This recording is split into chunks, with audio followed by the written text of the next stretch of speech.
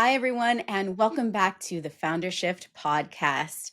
I'm Jessica Noon, your host, and today we have Erica Wood with us. Now, Erica is the founder of Client Journey Advisors. She helps CEOs of growing service based companies, especially in the virtual assistant staffing industry, increase client retention by 20% over 3 months. Erica has 20 plus years in client experience, and she's actually maintained an amazing 94% retention rate across portfolios of up to 80 clients. And she's orchestrated over 100 successful onboarding experiences between clients and VAs. Erica, welcome. Hi, Jessica. Thank you for having me.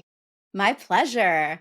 Well, I am excited to jump right in. You and I had such a good call the other day where you were telling me a little bit more about your storyline and how you got started in the client experience world. Why specialize in client experience? Well, my career has pretty much consisted of being in some type of client facing role.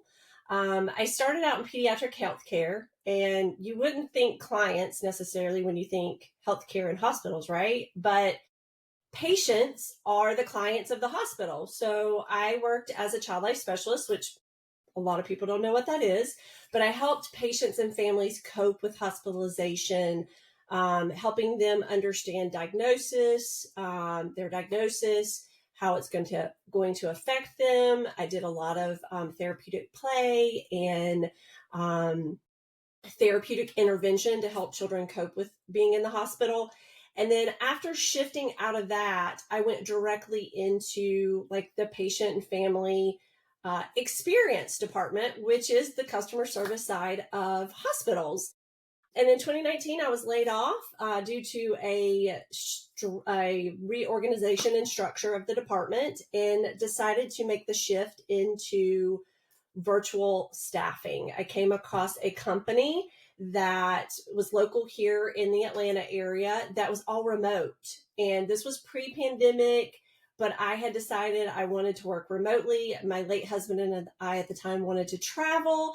And so I found a job where I could do work from anywhere, and shifted into the virtual assistant staffing world, and found myself in another client relations type role. So I've always been in a client relations, human centered role where I'm helping people. And so that's why I continue this journey of wanting to help clients and be that human connection for them. I can't think of anything more sensitive than helping kids deal with hospitalization. I mean, talk about a level of, inner strength and emotional intelligence and helping the families. I mean, gosh, that must have been meaningful, but also it must have taken a lot, right? Yes, it was very emotionally demanding. Actually, one of the reasons I shifted out of child life was the last unit I worked on was hematology oncology, and all my patients were passing away, and I couldn't handle it. Um, but unfortunately, or fortunately, that did prepare me. My husband ended up getting cancer, and he ended up passing away in 2021. But I feel my experience working with patients that had cancer helped prepare me to be there for him and walk alongside him in that journey. Um, but again, it also like translates over to my work, right? Like I try to always bring that human connection and being my authentic self with clients, which is what a lot of people want nowadays, right? They just want to have authentic connections with even the vendors that they're working with. Absolutely. And Erica, I'm so sorry that you went through that with your husband. It must have been unbelievably difficult. And I love how you have taken that impossible experience and built it into something that continues to help people to this day. Yeah, thank you. I appreciate that. I can relate to what you were saying about in a healthcare environment that you may not think patients equals clients, but in fact, that was the main idea. And the fact that it's rare in healthcare is a shame. And it's meaningful to have been that person to, or at least in my case, to have hired people that really do change the game when you are Mhm. not really focused on like a script or what you're supposed to say and do, and you're just focused on the person in front of you and what they need. It's a completely different level of service mindset. Yes, absolutely. Well, lighter note, where are your clients when they first find you? You know, what are they saying, seeing, thinking, feeling that lets you know that that customer experience could need some help? So most of my clients are probably in that growth stage, right? They already have a little bit of a foundation built um, with their client, a client base, but they're growing and they notice that they're leaking clients out the back just as fast as they're bringing clients in.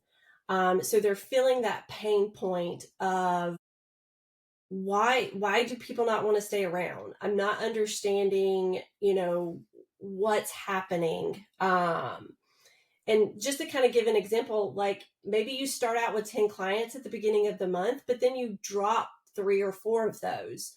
And that's a lot of clients, right? That's a lot of revenue that's leaking out the back. Maybe their team is feeling that they're in constant reactive mode. They're not being able to be proactive. They feel like hair on fire every day. Some of the other pain points are, they're not only are they constantly putting out fires, but they're only dealing with 1 or 2 clients who are super unhappy and they're kind of screaming all the time, right? Mhm. And that kind of reminds me, I saw a stat one time of only 1 in 25 unhappy clients will complain. The rest will simply just walk away.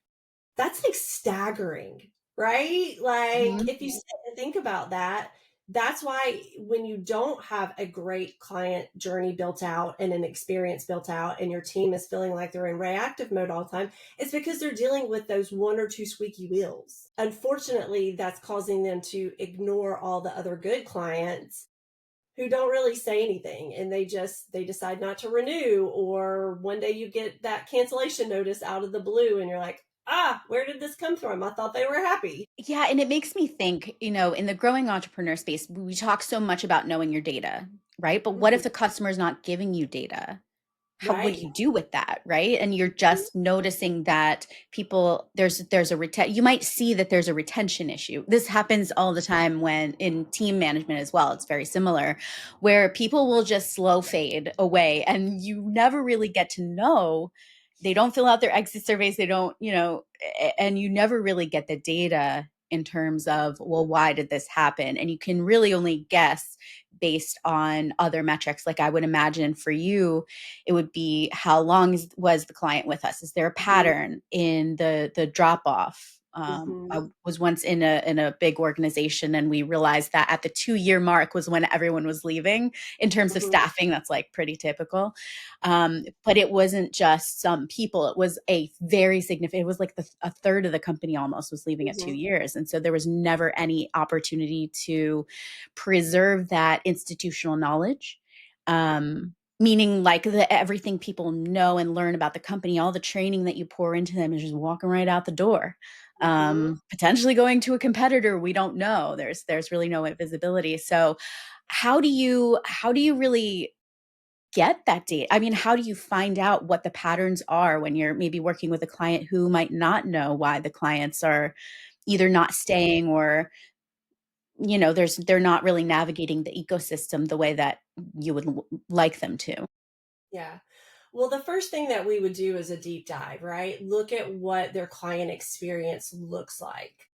And a lot of companies think, okay, client experience, that's just the client relations team. But it's really not. It needs to be woven into every aspect of your business, right? It needs to start from the top down, which when I say top down, I mean, first steps is marketing, right? Those are the people that are putting the word out there. This is our company. This is what we do. Come work with us or come use our product or whatever. And if marketing doesn't line up with what client relations can deliver, that's going to be like a huge issue, right? When that client signs the contract. Same thing with sales. If they're being told in the sales cycle one thing, but then they actually start with your company and start using your product and working with your client relations team, they're like, this is not what sales sold me. So, kind of taking that deep dive and looking at from the top down what everything looks like and what those touch points are for that client, right? All the way through. And then some of the data that you can look at are, looking at when do they start dropping off? Is it that 30-day kind of window? Because in the virtual staffing world, that first 30 days is critical, right? That's when they're getting up and running with their virtual assistant. That's when they're like trying to build trust with their virtual assistant and really trying to see if this relationship is going to work, right? And so that window is super, super critical. Other services, maybe it's the 60-day mark, maybe it's the 90-day mark when you think that, you're supposed to have completed XYZ. So looking at those processes and what's around onboarding and long-term quote unquote care for your client, and what metrics are associated with those. One of those is looking at your client relations retention. Like you said in the intro, at one of my companies, we had to have a 93 to a 95% retention rate month over month. That's really high, by the way. That's really high. It's really high and it's really hard to attain. But fortunately, I was one of those people. I'm just really good with clients and trying to meet their needs. And so I was able to do that. But that's a metric that you can look at. Like, what's your retention rate? And instead of looking at the person's performance, because it may not be the person themselves, it may be, they may be in the wrong seat, that. But it may be that you don't have the system set up around that person to help support them, right? Another metric you can look at is renewal rate. Like if you have a contract that's a 6-month contract or a year contract, what's your renewal rate look like? And then basically backtrack from there to see where the drop off was. And then gathering some data of like feedback, doing NPS surveys, like sending those out to your clients on certain times. I helped build that out for my last company. So, and we automated it. So didn't even have to think about it. Automated emails go out to the client at 30, 60, 90 days to get that feedback from them. Oh, you said something earlier about trust. And Mm-hmm. I and from my experience, trust is so misunderstood. And everything you said after the word trust was all about data. And I think that's so important because it's true. There are things that impact trust between, especially let's say if your first hire is like a high level VA, right? You would the, you might go in saying, who no matter who I hire, they're not going to be able to do it like me. And if you come in with that viewpoint, well, guess what? They're not going to be able to do it like you. At the same time, like how realistic is that benchmark, right? So the other way to think about it is maybe you have playbooked the process and you've handed over something that's really clean and still you're not getting the results, and usually that's when also trust starts breaking down pretty quick. But I had one client who we were talking about that exact thing, and she said, well, I had given them a, a video of this whole process, and it keeps breaking down at the same point in the process. And I said, well, then that's a process issue. Can you have this person who I happen to know, it was a high level VA type person who was very strategic. And I said, why don't you have this EA help you fix this process? Because if this is really as tricky as you're mentioning, then that's a process issue. That's not really a performance issue. And so it's natural to feel disappointed when you're expecting one thing and getting another. And usually people interpret that as a trust breakdown, but in fact could be a process breakdown. It could be it could be a simple misunderstanding. It could be an onboarding issue where they needed more time with you to really integrate your thought process into their heads. So there's so many factors, and coming at it with your approach makes so much sense, where you're surveying, you're really digging into the data that they do have, even if they don't have that direct feedback, and you're analyzing that and you're helping the founder find the patterns. That's so important. Are there any themes that you see a lot? Like, what's the most common theme across your clients for either, in the matchmaking? I mean, 94%, 93%, that's incredible. But when in that last remaining, I don't know, 6% or so, is there a pattern that you can see either on the VA side or the match side or the client side that is a common reason why these matches might not work out? Yes, the most common theme was the client didn't actually buy into the process, right? They weren't quite ready. They know they needed the help, but they weren't there yet. And so those tended to be the clients that were a little more difficult to work with because they either didn't trust the process that our company had laid out of how we matched people, or they didn't trust that we vetted well enough, or they came in as, well, I'm just trying this out. This is just an experiment. As soon as I heard those words as a client relations manager, I would just go, oh, this is not going to work because you believe it's not going to work. Exactly. So that was one of the biggest themes. And the other theme is, unfortunately, when you're working in the virtual assistant staffing industry, your product is people, right? I know that sounds horrible if you stop and think about what you're actually saying, but your product is people, and people are unpredictable. So you can't really control what they're doing. You can try to put fail safes in, right? You can try to monitor things as much as possible. But that's really where the trust comes in. And that's really where your relationship with the client is so key, because you have to build a partnership with that client so that they trust you, even if something goes wrong with your product, right? Because it's going to happen. There's going to be times that your product breaks down, or it doesn't go the way you want it to. But if you've built a really good foundation with your client from the very beginning, and they've got that trust, they're going to say to you, okay, this didn't work, but I still believe in you. Let's move forward. And I had a lot of clients that would do that, because I took the time to build that partnership with them from the very beginning. Absolutely. That makes me think, kind of full circle back to what we were talking about before and what really is client experience. How is it's different than customer service, which I think people hear client experience, they think, oh, well, that's just customer service. It's reacting to emails, it's reacting to problems, it's reacting. But in Mm. fact, that's not the approach that you take, right? So a serious level of client experience strategy in your organization goes way beyond just like reacting to what's happening. Can you say more about that? Yeah, absolutely. Yes, and you said that beautifully. Customer service, think of customer service like you're calling up Comcast and you're like, my cable is not working. Or do people even have cable anymore? I don't know. I don't.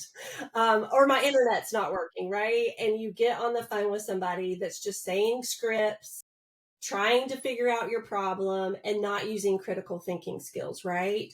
So I feel client experience goes above that.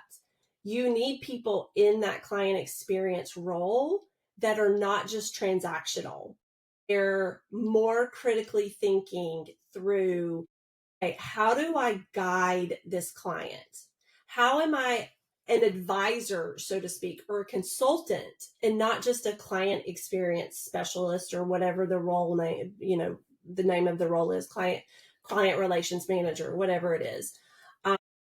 How can I elevate above that? And it is having those critical thinking skills where they're stopping and thinking, okay, this is the issue that the client is having.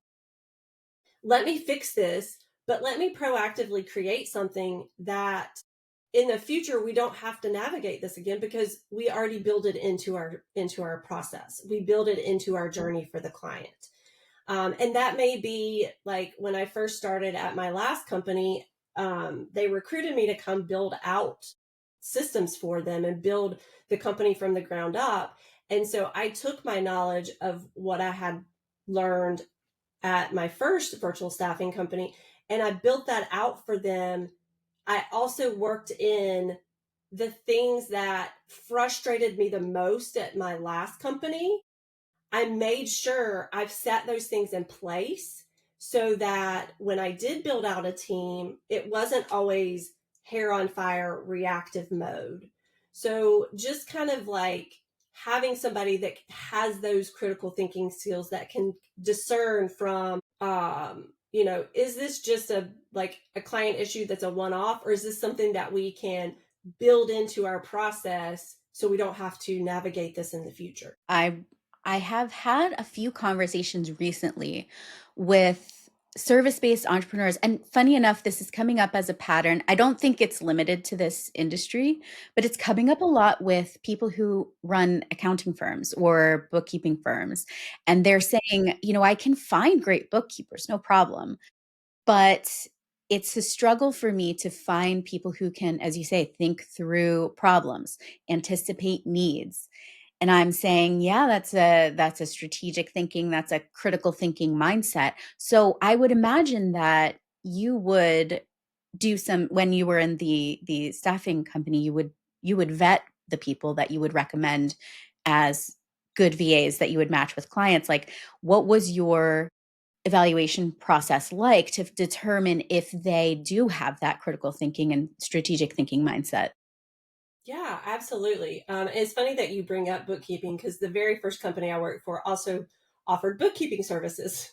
And I think they even offer like fractional CFO services now. But yeah, we had a very in-depth vetting process, so to speak, that was kind of a two-part, right? Like most virtual staffing agencies have a bench of people that are either waiting to be placed with clients or are already working with a couple of clients, right? So um, they're vetted into be a contracted employee with the virtual staffing agency. So at my last company, I helped kind of build that out because again, I was building out a lot of things from the ground up, and we would put them through like an assessment where it's testing their critical thinking skills. There were several different sections. Some of them were hard skills, but a lot of it was soft skills. Testing those soft skills that the hard skills will translate easily sometimes, but if you don't have those soft skills of critical thinking, then a lot of times you can have those hard skills as being a bookkeeper. You can you know balance the checkbook and you can figure out their P&L and all that kinds of like bookkeeping kind of stuff. But if you don't have the critical skills to think ahead of like, okay, I know their tax season is coming up, so maybe we should get this report together or this report together without being prompted, that can be, very frustrating to someone that is paying somebody to do this for them. And then we had another step of the virtual assistants matching them directly with the client. And so we would have a conversation with the client, gather all of their critical information and what they're looking for. And then we would vet off of our bench and match that person based on not just what their resume said, but doing another interview with them specifically for that client. and letting them watch the call with the client so that we could have a genuine open conversation about their skills, what they can do, asking them questions of like, okay, you watch the discovery call with the client. Trust is a big thing for them. Tell me how you're going to build trust with your client. What does that look like for you? So building in that vetting process, even though they've already been vetted to work with as a contracted employee of the company that I worked for, we would intentionally match them. We weren't just placing people in seats. And that's one of the ways that you also build trust with the client, right? Like, because a lot of clients would come to us and say, okay, well, what's your matching process? Like, what does that look like? Like, because I'm trusting you to just put somebody with me to work with me. How do I know it's going to work out?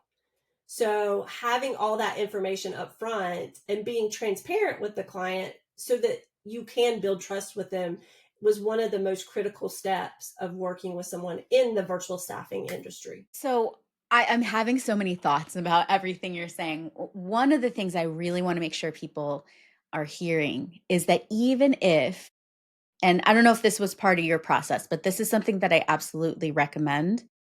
The founder, let's say, or the client, right? The client was usually the founder, I would imagine. Even if you're working with a firm like this, like with a matchmaker or a person who has their own staff, you applied a level of additional interview that I think is really important. So even if you have a pre-vetted bench, to test your thinking again, test your assumptions again about the true ability for that person to meet their needs. If any of our listeners are doing this on their own and trying to find a VA on their own without some sort of agency, that I've been kind of surprised with how many people are just accepting a match, right? Without any other level of interviewing. And it might be because they are not sure how to interview. It might be because they say, well, I've interviewed the person owning the agency and that's enough. It really comes down to the personal match. I'm curious too, and I want to go back to, you mentioned testing the soft skills, and I feel like don't we need another name for soft skills? Soft skills are measurable. Soft skills are hard skills, and they materially impact the bottom line. And I know you know this, but I'm saying it out loud because it's a common misconception. But I think founders get it, but it's still, there's not a lot out there to say, like, here's how to evaluate a soft skill. And this is one of the things that we really make real inside my all of my programs. It's like, what are these capabilities? How are Mm-hmm. we going to test for them? And it's different for every founder, but I wonder if you could weigh in on how you did it. Like, how would you test for that, either the critical thinking skill or maybe a service mindset or something that sounds fluffy but actually has a lot of meat behind it? Mm-hmm. Mm-hmm. So again, just asking the right questions, Yeah. on, when they were being vetted to, see if the company would even place them and work with them, in that evaluation that they had to go through, just asking them like, kind of the star questions. You're familiar with like what star questions are, right? Like, give me an example of a time. Mhm. um And and go ahead. STAR is situation, task, action, result. And it doesn't mean that like people have to give you the answers in that particular format, but it's like, what was the context? What did you do? Or what was the task, the original task? What did Mhm. you actually do about it? And then what was the result? So it's a good way to make sure that they have some level of awareness of the upstream and the downstream effects of whatever it was they did, right? Yes, correct. So weaving those types of questions in to get like real life situations, right? Of things that they've navigated so that you can see what their thought process is. You can see how they handled it. What their emotional intelligence is like, you know, um trying to make sure that, if depending on what their answer was, like if I asked a virtual assistant on, tell me about a situation where you had a disagreement with a client that you were working with. How did you handle it? Right. And hopefully they didn't scream and yell back at their client. And I honestly, I had some clients who did like were kind of abusive to their virtual assistants, which I did not tolerate at all. But like just using that as an example, like if a client comes at you and blaming you for something that you know you didn't do, how did you handle that situation? Just to see what their, how they critically thought through that and what their reaction was, because that's going to tell you a lot about their emotional intelligence. So just kind of building in those types of questions into your when you're interviewing them. 100%. And when I was recruiting a lot for service positions back in the day, I loved recruiting people from like the DMV or CVS, right? Where people are coming in and they really like it's not a hangout place, right? They don't really want to be there. And if they can tell me about a situation where someone came in angry and they dialed that emotion down, or if you get someone who can say, I could tell that they felt XYZ. Like if I could tell that my boss wasn't satisfied, even if they were saying that they were. So I asked an additional question, just having that extra layer of I was absorbing the context around me. I understood that it wasn't about me.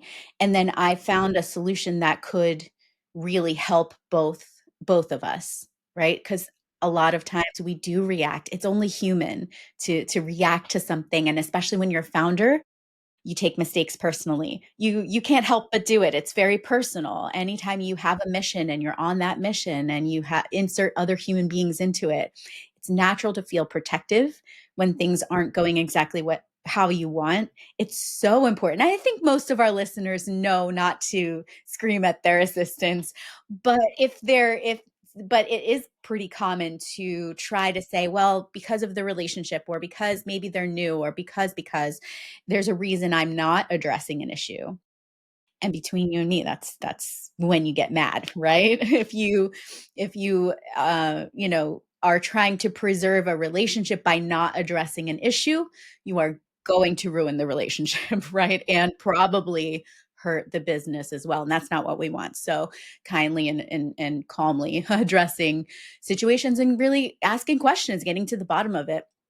Um, but I want to get back to this piece of, and I think I went in a different direction on purpose because I want to give our listeners a real feel for what it looks like and what it sounds like to think through some of these things, rather than, because we're all moving so fast and it can be really tempting to be like, I need somebody in here tomorrow. I just need a person.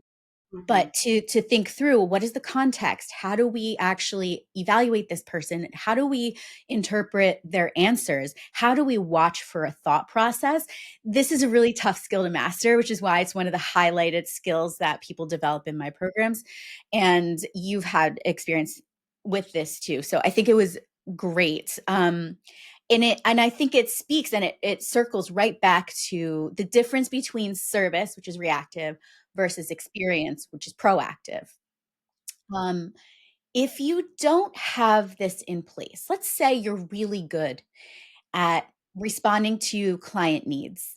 And that can Mm-hmm.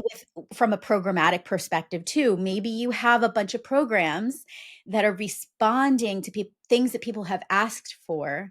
And Mm-hmm. maybe you want to grow past this point. And maybe you want to develop something that is more proactive because you can see the future. You can kind of see where all of these questions are actually leading up to. You've served people for some time, and then all of a sudden though you've got all these reactive processes in place where it's Mm-hmm. like dependent on the clients, and you want to upgrade that. If you don't Mm-hmm. have proactive client experience strategies, processes, if you've never had an audit on this, like why should you Why should you start it? Because you want to keep your clients and you want to keep them happy and you want Yeah. them to refer you and become like your biggest cheerleader. And ultimately, like, I genuinely believe that people are providing services because they're passionate about it, right? They're not out there just to make a bunch of money. I'm sure there probably are people out there. Those are not the people that I want to work with. Everybody That loves are out money. If there they just to be like, yeah, that are just wanting to make a ton of money and don't really care that they're serving up a crappy product, or their product may be great and they think that's all they need. But in reality, that is not the case. Um, but I genuinely think that people that really care about what they're doing in their business, they need a client journey that helps a client feel taken care of, helps them feel like they're seen and heard and understood.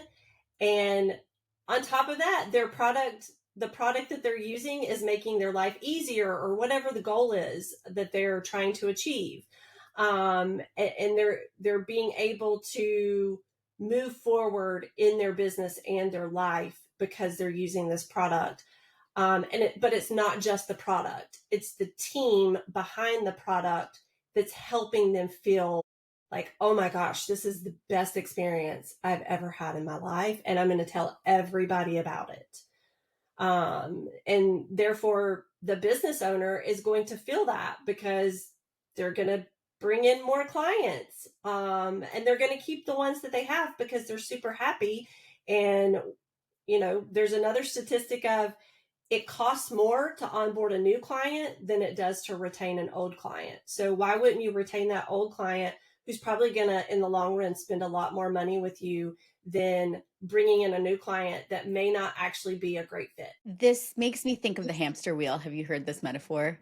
Where a lot of entrepreneurs are out here, and especially when you're in growth stage, your first instinct is largely to think, well, I just need to do more of what's working, right? I just need to get more clients into the door in the door. I need to just maximize like 10x what I'm already doing.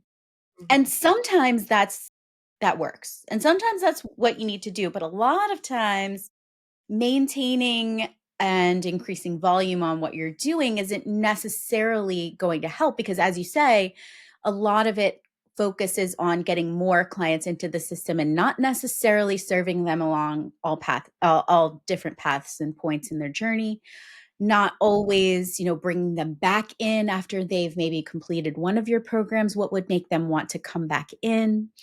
um, and you know the and so can you speak on, let's say, so a lot of our founders who are listening, they want to grow.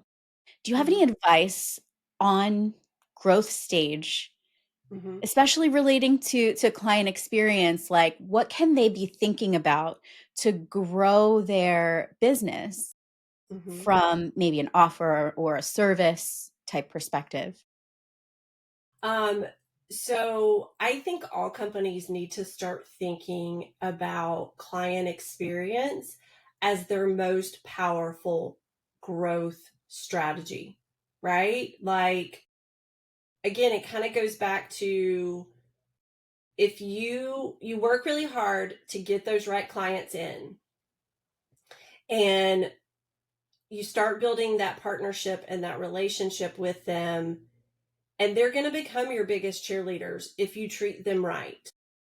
And so, yes, you need sales, obviously, and you need marketing to kind of keep things moving along and bring fresh new people in. But really, at the very beginning, create, like, who's your perfect client persona, and go after those clients in your sales cycle. And then that way, you're bringing in clients that you can truly build a partnership with, and you can focus on those clients that are already in the door, helping them feel like they're really being taken care of. And you can set some simple things in place. It doesn't have to be, it's not rocket science, right? Like, I always recommend the first step after a client signs a contract is they get an automated welcome email that clearly lays out what the next steps are.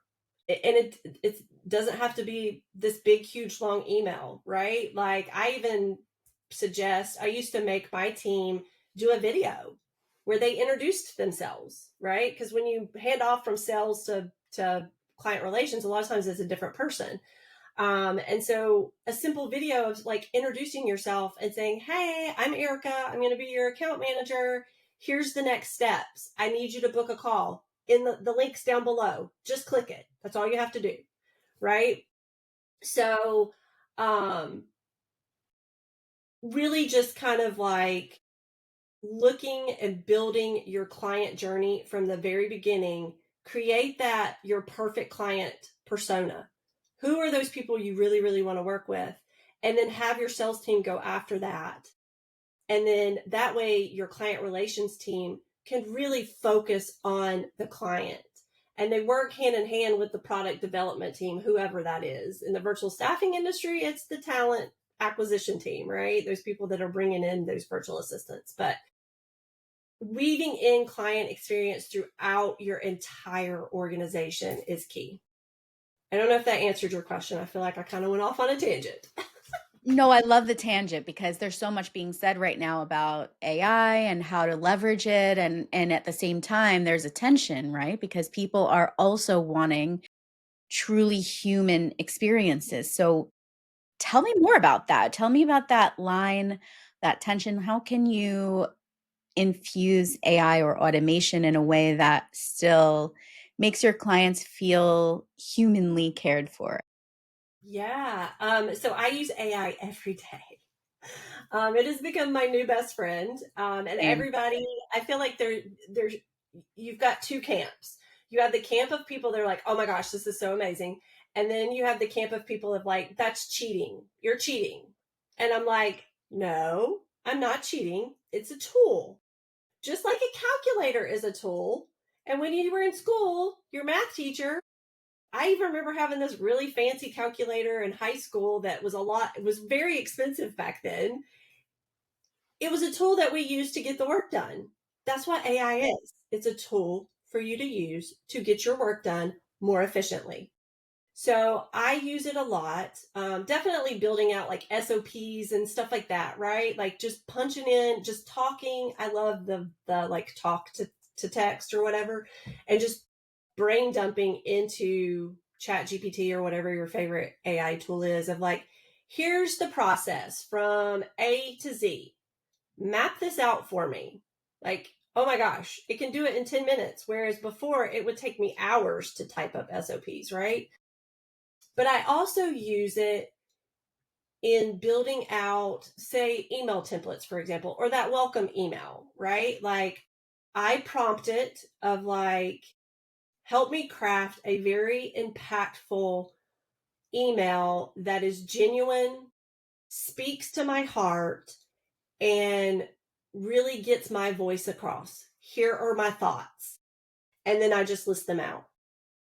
And it crafts this really beautiful email that is still my words. It is still my thoughts. It is still genuine to me, but it's just put very eloquently, and grammar I don't have to worry about, spelling I don't have to worry about, because I do have dyslexia and I'm a terrible speller.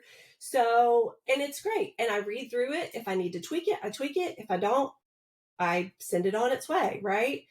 Um, Same thing with like some of your like if you do have some scripts or something that you want your client relations teams to follow, especially if it comes to a great example is using it to help navigate tricky situations with clients.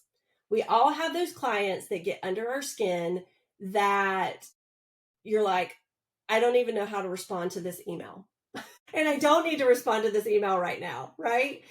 But I mapped out how to respond to client issues and tried to think of all different types of client issues that I've had over the years, right? So that it gives my team something to go to and say, I've never navigated this situation before. I have this client that is calling me, telling me their virtual assistant was arrested. Yes, that happened to me. Wow. Um, and I used AI to verbally brain dump all of those situations, and it created this amazing playbook for my client relations team. Where if they came across a situation, they would go look it up, kind of call me and brainstorm on how to handle the situation, and then they would handle the situation. That's what I'm talking about, what elevates customer service to client experience. Mm. That's the differentiation there, right? But AI helped me build all of that out. It would have taken me hours to think of all of those scenarios that I've had and actually type all of that out. But AI is a great tool to be very efficient in your business. Absolutely. You're also speaking to something that I think the traditional way of thinking is to put a higher on everything, right? And most of the, conventional wisdom out there will say you got to know what you're good at and also what you're not good at. And it's true that it makes sense that if something that takes you forever long to do, and someone else has that skill and can do it very fast, like that's a simple way of thinking about it, but that might make sense to delegate to a person. Or I like to do a similar thing to you. I will open up if I'm really stuck on how to frame or write something. I have a lot of thoughts all the time. They're usually not very sequential. Like I like to say, I think in webs. Like I can almost see a visual of here are all the massive connections between every single idea that I have and everything I want to say. But when it comes out, it doesn't come out organized. And so I have loved AI just to be like, this is how this 12-month project should go, or Mm-hmm. this is how this 3-month experience should go. And then I'll I'll literally just talk for like 5 minutes into the AI, and then I'll say, "Can you make this into a project plan?" or "Can you make this into an SOP?" A lot of people feel when they first come to me, they're like, "How do I even start with playbooking or writing an SOP?" And honestly, the right answer is to pretty much talk the AI through it and say, "Can you write this up as an SOP? Can you playbook this? Can you give me some suggestions or some new ideas about how I could train someone on this?" It's a really good testing ground for different methods, things that you may not know about. Most people think SOPs and they think, well, it has to be a formal document. Not necessarily anymore. You could turn on Loom and you can make a 5-minute video instead of writing a 3-page document, and it's the same amount of effectiveness. People Yes. learn different ways, and so you could say, hey, what do you know about learning styles, and how do I make a training process or a training document that hits all the learning styles. So there, for example, some people learn by doing, some people learn by reading, some people learn by listening or videos. And so how can you do all of those things without spending a whole lot of extra effort? Well, that's where AI can come in too. You can have the AI on while you're speaking into a video, and then have the AI transcribe it. And, it's just makes all of this so much faster and allows you to do less, but be more effective for the greater amount of people. It's so cool. Yes, absolutely. And Loom is one of my favorite tools. It's been one of my favorite tools since I started in the virtual staffing industry. It was one of the very first tools I was introduced to at my old company, the very first virtual staffing company I worked for. I was like, oh my gosh, this is amazing. Like just capturing a video of your desktop and then putting it in an email, and you don't have to write the whole email out. And then one of my old clients, when I at the last company I worked for, introduced me to Paid Loom that will write out the SOP for you from your video. I was like, oh, this is like game changer for me. Oh my gosh, I love it. But yeah, there's so many tools out there they just make life simpler, right? Like work smarter, not harder. That's what I always say. 100%, 100%. And I know, like, for me, yes, I could put a VA on my my messy brain, but I think starting and even if I mean I can't wait to hire like a high level EA, but but it's not time yet because I haven't done the work yet to systematize what is working, especially in my sales process. Like I'm still working on different strategies for different parts of my business, and systematizing and things like that. But in the meantime, as a stopgap, I'm loving having the GPT be my organizer, and I spent some time training one in like how to not and RIP M dash, right? I miss my M dashes, but I also made a like a voice and a grammar hard grammar rules document where if I don't usually I like writing in my own voice, and so sometimes it is too structured, the output is too structured for me, so I do like with my newsletter, I do it is that is straight from my brain, no intervention. But for other things, like again, process documents, sometimes organizing a proposal in a way that other people can like climb into my brain and not feel completely lost. Like that's really helped. So kind of like a pre-hire strategy, AI can really help with It just the comes out there. organization of it all. Yeah. I will tell you though, when you have the right person behind you, But it yeah, like it's a game changer for sure. Like I've been very fortunate to work with an assistant who she was actually one of my direct reports at my last company. She was let go shortly after I left, and she found me and was like, I miss you. You were like the best boss ever. And I was like, well, I can't pay you right now. She's like, I don't care. I want to help you. I see you're starting your own business. I want to help you. And I'm like, okay, great. And she has definitely been a game changer for me. She's one of those, like, we're talking about tools, like Canva is my nightmare. Like, I am not a graphics person. I am not that, that's not how my brain is built. And I spent 6 hours one day trying to do some Canva training, and I got so frustrated. I was like, oh, and she happened to reach out right around that time. And I said, hey, I have a project for you. I can't pay you, but I do have a project for you. Do you have the bandwidth? And she goes, yes, give it to me. She literally spit it out in an hour. I was like, oh, I was like, absolutely. and so, yeah, so it's totally worth having the right person behind you that can do those things that you don't want to like put your time and energy into because it's just not your thing. And Canva is not. Absolutely. I think it's cool. I think it's a really cool tool and it makes really pretty graphics and really pretty marketing materials and slide decks and all of that. But don't ask me to create them because I will like, I'd be like, what? I don't know how to do that. And I don't want to learn. Canva, but totally relatable for many, many other things. Like, you know me, this is my specialty. I usually work with people who are, I mean, when I talk about AI, I'm talking about like the transactional stuff, Yes. the actual typing of my thoughts, like, and things like that that are just very like one-dimensional, transactional. But I can't use it for strategy. I can't use it for deep knowledge of my industry. It's not the tool for that. And when people come to work with me, they are usually at that point where transactional and task completion is just not enough. And they need a thinker. They need a person who has some baseline level of expertise already. Because almost every entrepreneur I've worked with has such a big heart for people, and they think in their heads when they first start, they think, well, I could train them. I could train them up to become a manager. One of the first people that I had through an earlier version of the founder shift, she's so brilliant. She had been running a business since, believe it or not, she was like 15 or 16. She's been an entrepreneur.